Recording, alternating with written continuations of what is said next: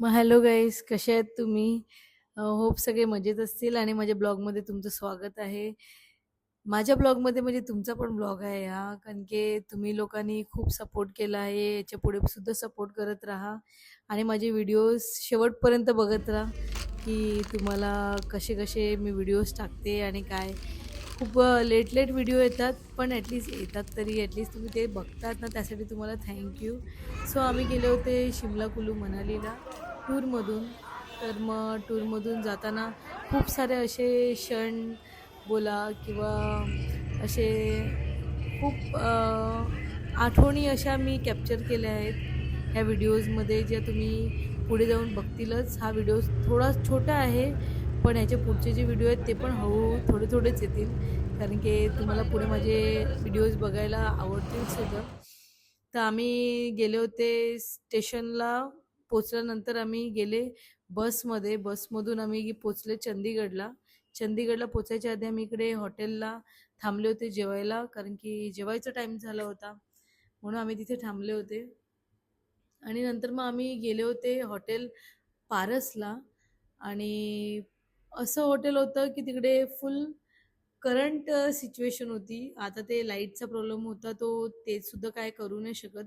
पण टूरवाल्यांनी आम्हाला खूप सपोर्ट केला आणि त्या लोकांनी 1 ते 1.5 तासामध्ये आमचं हॉटेल चेंज करून दिलं आणि आम्ही दुसऱ्या हॉटेलला गेले.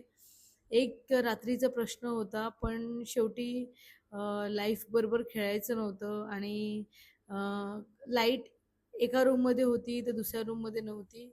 हे लाईटचा इश्यू होता, त्या हॉटेलचा इश्यू नसेल, कारण की ते दर टायमाला त्याच हॉटेलला थांबतात, पण ह्या टायमाला आमच्या टायमाला बरोबर ती लाईट वगैरे गेली होती. सो हॉटेलवाल्यांना तर मी जास्त हे नाही करणार, ब्लेम तर नाही करणार की ह्यांच्यामुळे असा प्रॉब्लेम झाला, पण त्या लोकांनी ॲटलिस्ट चेक करायला पाहिजे होतं की करंट कुठे लागते आणि कुठे नाही. सो ह्याच्या पुढचे ब्लॉग्स तुम्हाला बघायला मिळतील. हा ब्लॉग लेट टाकायचा असा हे आहे की थोड्या आठवणी ठेवल्या होत्या जमा करून, त्या तुमच्याबरोबर शेअर करते. तर पुढचा व्हिडिओ तुम्ही एन्जॉय करा आणि पुढच्या ब्लॉगसाठी वेट करा.